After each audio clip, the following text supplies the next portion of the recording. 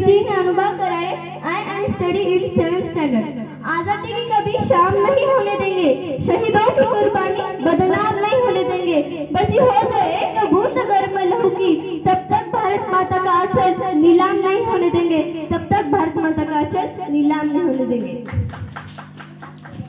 आज स्वतंत्रता दिवस, ये दिन हमारी स्वतंत्रता, हमारी मातृभूमि के लिए हमारे संघर्ष और हमारे बलिदानों का प्रतीक है। आज के इस भव्य अवसर पर मैं आपके सामने कुछ विचार मानना चाहती हूँ जो आपको हमें प्रेरित कर सकते हैं और हमें अपने कर्तव्य की ओर अग्रसर कर सकते हैं। आज का ये दिन हम सभी को ये याद दिलाता है कि अगर हम भी इस देश के नागरिक हैं तो हमारे भी कुछ ड्यूटीज है, हम हमारे गांव के लिए, हमारे देश के लिए, हमारे परिवार के लिए, जो हमें कभी भूलनी नहीं चाहिए। ये 15 अगस्त, ये इंडिपेंडेंस डे हर वर्ष आता है, जिसे हम आज भी सेलिब्रेट कर रहे हैं, लेकिन आज हमें ये याद रखने की जरूरत है कि ये आजादी हमें यूं ही नहीं मिली।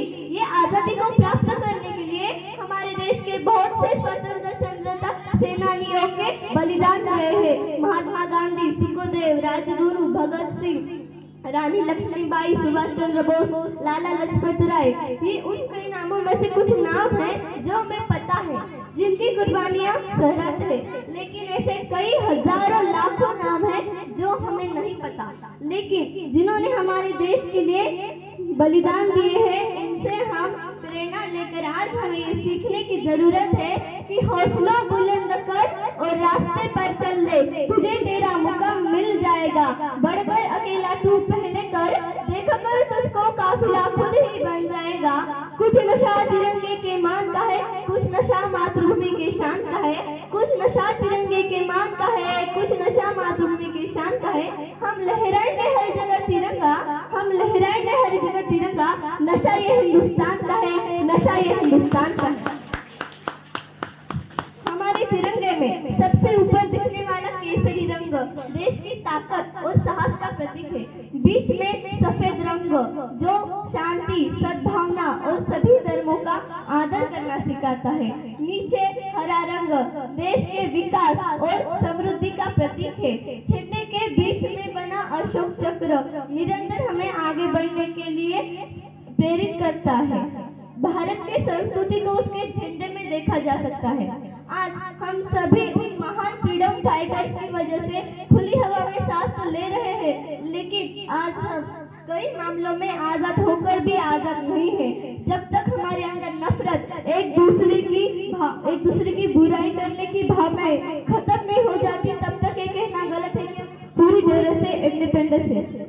हमारे पुरखों ने संविधान बनाया था जिसमें स्वतंत्रता, समानता और न्याय की बातें की थी। आज फिर से हमें उसी पर विचार करने की जरूरत है। हमारे स्वतंत्रता के मायने तभी सफल होंगे जब एक भूख से तड़पता बच्चा नहीं बल्कि विद्यालय जाएगा, जब एक बच्चा तिरंगा बेचने के लिए नहीं बल्कि भारत का नाम कमाने जाएगा। सारी बेटियां बिना डर के जिएगी, बूढ़े माँ बाप को हर आंगन में जगह मिलेगी, नौजवानों को नौकरियां, मजदूरों को दाम, गरीबों को काम मिलेगा। इन सब के लिए हमें करने के लिए बड़ी बड़ी बातें नहीं, छोटी छोटी कोशिश करनी है। बड़ी बड़ी बातें नहीं, छोटी छोटी कोशिश करनी है। अटल बिहारी वाजपेयी जी ने शायद ये कहा था कि भारत कोई भूमि का टुकड़ा नहीं है, ये जीता जाता राष्ट्र पुरुष है। अटल जी ने कहा था कि ये वतन की धरती है, ये अभिनंदन की धरती है, ये अर्पण की भूमि है, ये दर्पण की भूमि है। इसकी नदी नदी हमारे लिए गंगा है, इसका कंकर कंकर हमारे लिए शंकर है। हम मरेंगे तो इस भारत के लिए, हम जिएंगे तो इस भारत के लिए। मरने के बाद भी हमारे गंगा जल में बहती हुई अस्थियों को कोई अगर कान लगा कर सुनेगा, उसमें एक ही आवाज निकलेगी, भारत माता की जय। आज भी जब रानी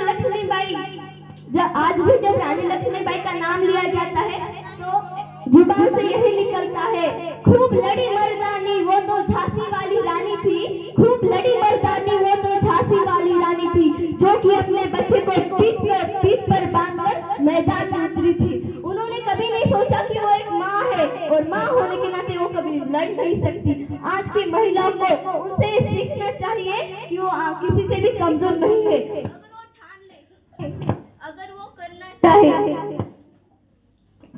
अगर वो ठान ले, अगर वो करना चाहे तो वो महिला होना उसके टारगेट के बीच में कभी नहीं आएगा। वो जो चाहे वो कर सकती है, जो चाहे वो बन सकती है। इसीलिए तो शहीद भगत सिंह ने कहा है, बुराई इसीलिए बढ़ रही है, बुराई इसीलिए नहीं बढ़ रही है क्योंकि बुरे लोग बढ़ गए हैं। बुराई इसीलिए बढ़ रही है क्योंकि बुराई सहन करने वाले लोग बढ़ गए हैं। धन्यवाद। जोर से क्लैप करो।